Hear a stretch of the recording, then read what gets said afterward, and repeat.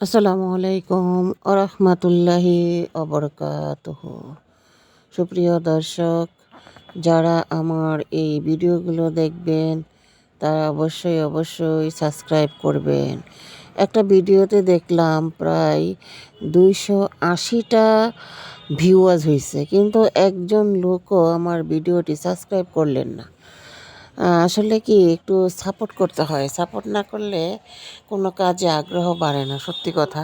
তারপরও আগ্রহ বাড়ুক বা কমুক সেটা বড় কথা না, সাবস্ক্রাইব হোক বা না হোক, আমি যা সত্য সেটাই বলার চেষ্টা করব ইনশাল্লাহ আজিজ।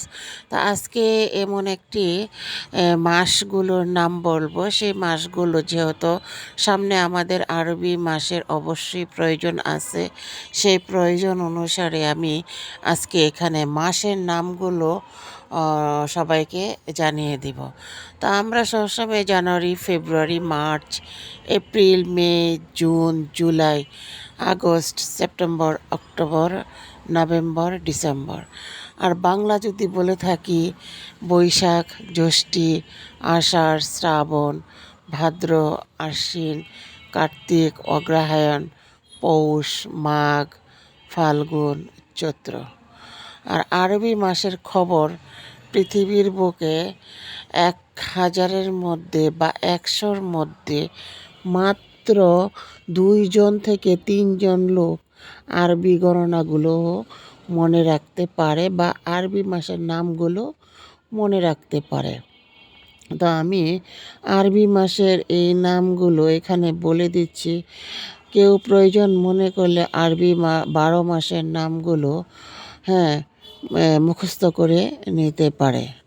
তা আরবি প্রথম মাসের নাম হচ্ছে মহরম মাস, দ্বিতীয় মাসের নাম হচ্ছে সফর মাস, তৃতীয় মাসের নাম হচ্ছে রবিউল আউয়াল, চতুর্থ মাসের নাম হচ্ছে রবিউস সানি, পঞ্চম মাসের নাম হচ্ছে জামাদিউল আউয়াল, ষষ্ঠ মাসের নাম হচ্ছে জামাদিউস সানি, সপ্তম মাসের নাম হচ্ছে রজব মাস। যে মাস আজকে জানুয়ারির 18 তারিখ, রজব মাসের 27 তারিখ এবং মাঘ মাসের আজকে হচ্ছে 4 তারিখ চলতেছে, এটা হচ্ছে রজব মাস।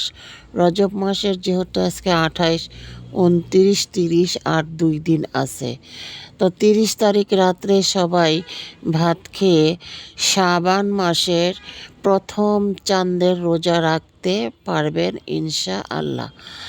অষ্টম মাসটি হচ্ছে শাবান মাস, যে মাসে রাসূলুল্লাহ সাল্লাল্লাহু আলাইহি ওয়াসাল্লাম বেশি বেশি করে রোজা রাখতেন। একদা আম্মা আয়েশা জান ভেবেছিলেন যে রাসূলুল্লাহ সাল্লাল্লাহু আলাইহি সাল্লাম যেভাবে রোজা রাখতেছিলেন হয়তোবা সে আর ভাঙবে না, কিন্তু দেখা গেল মাঝে মধ্যে 2-1টা রোজা ছাড়া আর শাবান মাসের পুরা মাসই তিনি রোজা রাখতেন, কারণ সামনে ছিল রমজান মাস। নবম মাসটি হচ্ছে রমজান মাস।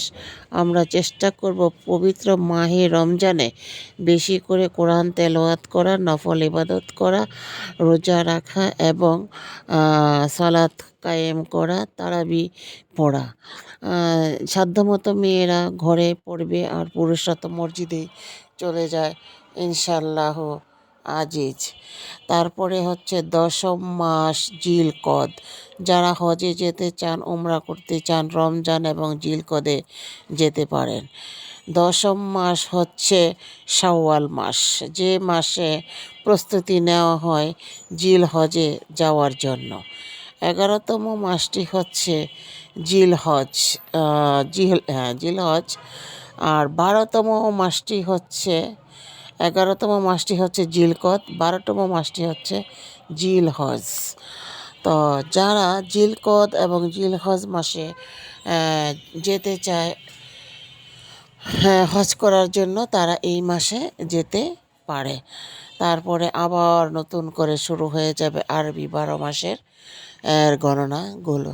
তো এইভাবেই আরবি 12 মাসের গণনাগুলো আমরা করে থাকি। তো বেশি বেশি করে আরবি 12 মাসের এই গণনাগুলো সবাই মুখস্থ করে নেবেন, তারা চাঁদ দেখার জন্য সুবিধা হয়। তো যাই হোক, সবাই আমার চ্যানেলটাকে একটু দয়া করে সাবস্ক্রাইব করে যাবেন, কমেন্ট করে যাবেন, শেয়ার করে যাবেন ইনশাআল্লাহ। আশা করি আপনারা সবাই যার যার মতো করে রমজান মাসে আমল করবেন এবং রমজানের আগে যে শাওয়াল মাস মানে রজবের পরে শাবান মাস, এই শাবান মাসে নফল রোজাগুলা রাখার চেষ্টা করবেন। আর বিশেষ করে যে কথাটি না বললেই নয়, কারো যদি ভাঙতি রোজা থেকে থাকে তাহলে দ্রুত রজবের পরে যে শাবান মাস আসবে, দ্রুত শাবান মাসে আপনারা ভাঙতি রোজাগুলো করে ফেলবেন। যদি কারো মান্তি থাকে বা রমজানের ভাঙতি থাকে বা মাসিক অবস্থায় ভাঙতি থাকে, তারা দ্রুত এই রোজা আসার আগেই শাবান মাসে রোজাগুলো করে ফেলবেন। আশা করি আমার কথাগুলো বুঝতে পেরেছেন। আমরা রোজা মুসলিম, সেই জন্য আমাদের প্রত্যেকের প্রয়োজন আছে আমরা যেহেতু মুসলিম দ্রুত করে ফেলা এই মাসের মধ্যেই, শাবান মাসের মধ্যেই ভাঙতি রোজাগুলো করে ফেলবেন। আর আমার জন্য দোয়া করবেন। সবাই সুস্থ থাকেন, ভালো থাকেন, সুস্থভাবে রমজান পালন করেন। বেশি বেশি মৃত ব্যক্তি এবং কবরবাসীদের জন্য দোয়া করবেন। আমি সবার জন্য দোয়া করি। সবাইকে আল্লাহ তাআলা সুস্থ রাখো। ওয়া আখির দাওয়ানা আনিল হামদুলিল্লাহি রাব্বিল আলামিন।